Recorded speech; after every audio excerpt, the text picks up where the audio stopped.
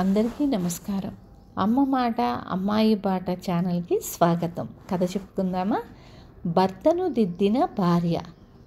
పని పాట లేకుండా స్నేహితులతో కబుర్లాడుతూ కాలక్షేపం చేసే జగ్గారావుకు ఒకనాడు హఠాత్తుగా ఏదైనా వ్యాపారం చెయ్యాలన్న బుద్ధి పుట్టింది. అతడి అత్తవారు కొంచెం స్థితిమంతులు. జగ్గారావు భార్యతో, ఇక ఇలా గాలి తిరుగుళ్లతో లాభం లేదు, ఏదైనా వ్యాపారం చేద్దామనుకుంటున్నాను, పుట్టింటికి పోయి 1,000 రూపాయలు తీసుకురా అన్నాడు. జగ్గారావు భార్య లక్ష్మి స్వతహాగా తెలివి కలది. తాను చెయ్యబోయే వ్యాపారం ఏదో కూడా నిర్ణయించుకోకుండా 1,000 రూపాయలంటే ఏవో 1000 గుడ్డిగవ్వలు అన్న ధోరణిలో భర్త మాట్లాడిన తీరు చూసి అతడికి గట్టిగా బుద్ధి చెప్పాలనుకున్నది ఆమె. లక్ష్మి పుట్టింటికి వెళ్ళింది. 2 నెలలు గడిచాయి. జగ్గారావు ఇక లాభం లేదనుకొని తానే స్వయంగా అత్తవారింటికి వెళ్ళాడు. నిన్ను పంపిన పనేమిటి? ఈ 2 నెలలుగా పుట్టింట హాయిగా కాలం గడిపేస్తున్నావన్న మాట అంటూ జగ్గారావు భార్య మీద విరుచుకుపడ్డాడు. లక్ష్మి ఏమాత్రం తొణక్కుండా చిన్న గొంతుతో, కొంచెం మెల్లిగా మాట్లాడండి, మీరు 1000 రూపాయలు తెమ్మని పంపారు. నేను వచ్చి అమ్మకు ఆ మాటే చెప్పాను. అమ్మ నాకు ఆ మొత్తం ఇవ్వాలంటే తాను తన పుట్టింటికి వెళ్ళి 2,000 తేవాలని చెప్పి వెళ్ళింది. కానీ ఆ సంగతి చెప్పగానే వాళ్ళమ్మ తాను కనీసం 3,000 తెస్తే తప్ప ఆ మొత్తం ఇవ్వలేనని తన పుట్టింటికి బయలుదేరి వెళ్ళిందట.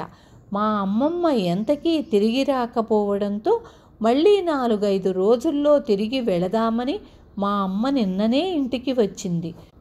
మా అమ్మ మళ్ళీ తన పుట్టింటికి వెళ్ళి డబ్బు తేగానే అది తీసుకొని వద్దామని ఆగాను అన్నది. జగ్గారావు ఏమనే అందుకు తోచక తలగోక్కుని, సరే అంతా బాగానే ఉంది, మరి నువ్విక్కడ కూర్చుంటే అక్కడ నాకు వండి పెట్టేవాళ్ళెవరున్నారనుకున్నావు అన్నాడు కోపంగా.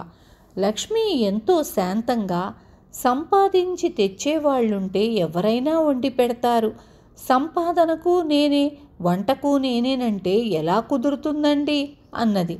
ఆ మాటలతో జగ్గారావుకు తన చేతకానితనం తెలిసి వచ్చింది.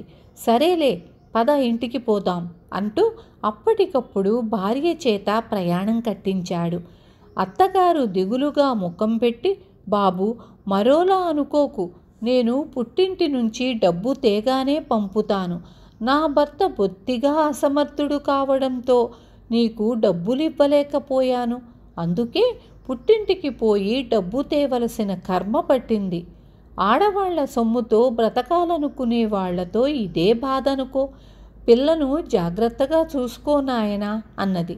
అత్తగారి మాటలు ఎంతో మెత్తగా మర్యాదగా ఉన్నా వాటి వెనుక ఉన్న హేళన, హెచ్చరిక గ్రహించి జగ్గారావు సిగ్గుతో తలదించుకుని, అత్తయ్య డబ్బు కోసం మీరేమీ శ్రమపడకండి, డబ్బుతేముంది, మనిషిలో మంచితనం పట్టుదల ఉన్నవని తోస్తే ఎవరైనా అప్పు ఇస్తారు, మీరు మాత్రం ఆరోగ్య విషయంలో జాగ్రత్తగా ఉండండి అని భార్యతో సహా తన ఊరికి వచ్చేశాడు.